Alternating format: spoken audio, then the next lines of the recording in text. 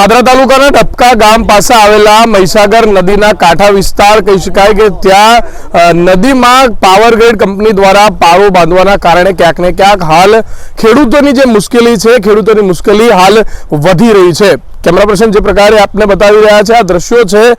મહીસાગર નદી પાસેના ડબકા ગામ કાંઠા વિસ્તારના ભાઠા વિસ્તારના, જે પ્રકારે આપણે સૌ જોઈ શકીએ છીએ તેમ દર્શક મિત્રો જે નદીનું વહેણ છે એ નદીની દિશામાં હોય છે, પરંતુ ક્યાંક ને ક્યાંક સામેની તરફ પાવર ગ્રીડ કંપની દ્વારા પાળો બાંધવાના કારણે આ નદીનું વહેણ જે પાણીનું વહેણ જે છે એ પાણીનું વહેણ બદલાયું છે, અને પાણીનું વહેણ બદલાવાના કારણે જે છે એ હાલ આપણે સૌ સ્પષ્ટ જોઈ શકીએ છીએ પાણીનું વહેણ જે છે એના સ્થાનિક ખેડૂતોના ખેતરો તરફ કહી શકાય કે ધસી રહ્યું છે, ને ક્યાંક ને ક્યાંક ખેડૂતોને ભારે નુકસાન થવાની ભીતિ પણ સેવાઈ રહી છે, કારણ કે ખૂબ ઓછા દિવસોમાં હાલ ચોમાસાની શરૂઆત થઈ જશે, અને આપણે સૌ જાણીએ છીએ એમ કે ચોમાસામાં ખૂબ ભારે વરસાદ વરસતો હોય છે, ને ભારે વરસાદના કારણે મહીસાગર નદી બે કાંઠે પણ વહેતી હોય છે। ત્યારે મહીસાગર નદી જ્યારે બે કાંઠે વહે છે ત્યારે ખૂબ મોટા પ્રમાણમાં લાખો ક્યુસેક પાણી જે છે મહીસાગર નદીમાં ઠાલવવામાં આવતું હોય છે, ને જેના કારણે ક્યાંક ને ક્યાંક ખેડૂતોને ભારે નુકસાન અગાઉના વર્ષોમાં પણ સર્જાયું છે। ત્યારે આ વખતે પણ મહીસાગર નદીમાં વચ્ચોવચ્ચ કહી શકાય કે પાવર ગ્રીડ કંપની દ્વારા પાણી રોકવા માટેનો જે પાળો બાંધવામાં આવ્યો છે, ક્યાંક ને ક્યાંક તેના કારણે હાલ ખેડૂતોને મોટું નુકસાન સર્જાય તેની ભીતિ છે, અને આપણે અત્યારે સ્પષ્ટ જોઈ શકીએ છીએ ચોમાસાની સિઝન વગર, વરસાદની ઋતુ વગર, વધુ પાણી વગર અહીં આગળ પાણીનો જે વેર છે જે એ બદલાઈ રહ્યો છે, અને તેને લઈને હાલ ખેડૂતો જે છે ખૂબ ચિંતિત છે। ખૂબ મોટી માત્રામાં ખેડૂતો પણ ભેગા થયા છે, અને સામેની તરફ આપ જોઈ શકો છો કેવા પ્રકારની પરિસ્થિતિ છે, અને સામેની તરફ પાળો બાંધવામાં આવી રહ્યો છે, જેને લઈને ખેડૂતોને ખૂબ મોટું નુકસાન છે। અને જે પ્રકારે આપણે જોઈ શકીએ છીએ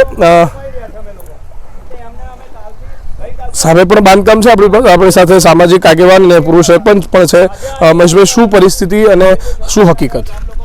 હકીકત એવી છે કે પાદરા તાલુકાના ડબકા ગામે જે લાંબા ભાઠા વિસ્તાર તરીકે ઓળખાય છે એ વિસ્તારમાં ભૂતકાળમાં જેટકો કંપની દ્વારા જે હાઈ ટેન્શન લાઇનનું કામ કરવામાં આવ્યું, તો નદીની વચ્ચોવચ્ચ જે હાઈ ટેન્શનના ટાવર ઊભો કરવા માટે એ લોકોએ મોટા મોટા મેન્ટલ અને પથ્થરથી રસ્તો બનાવેલો, જે પાડા સ્વરૂપે મોટો થયું હતું। એના લીધે ડબકા, મોહમ્મદપુરા, સુલતાનપુરા, પાવડા અને ચોકારીની લગભગ 300 એકર જેવી જમીનનું ધોવાણ થયું હતું। તમે જોયું છે કે 2 વર્ષ પહેલાં સામાન્ય પૂર આવ્યું, તો ભૂતકાળમાં જ્યારે અમે જોયું નથી એવી રીતે સુલતાનપુરા ગામમાં પાણી હતું। અમે ક્યારેય અમારા જીવનમાં સાંભળ્યું નહીં કે સુલતાનપુરા ગામમાં પાણી આવે પૂરનું। એટલે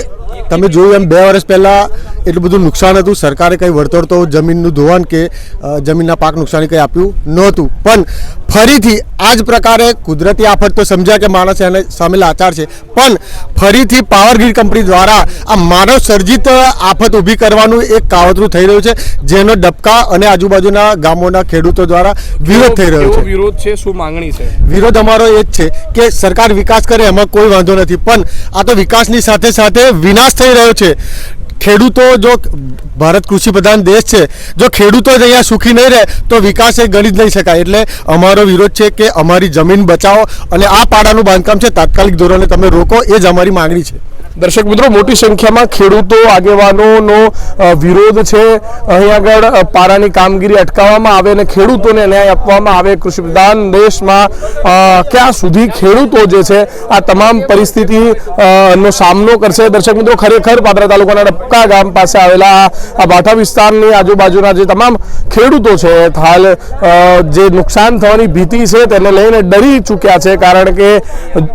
વરસાદ ગયા વર્ષે જે વરસ્યો છે તેમાં પણ ખૂબ ભારે નુકસાન થયું છે,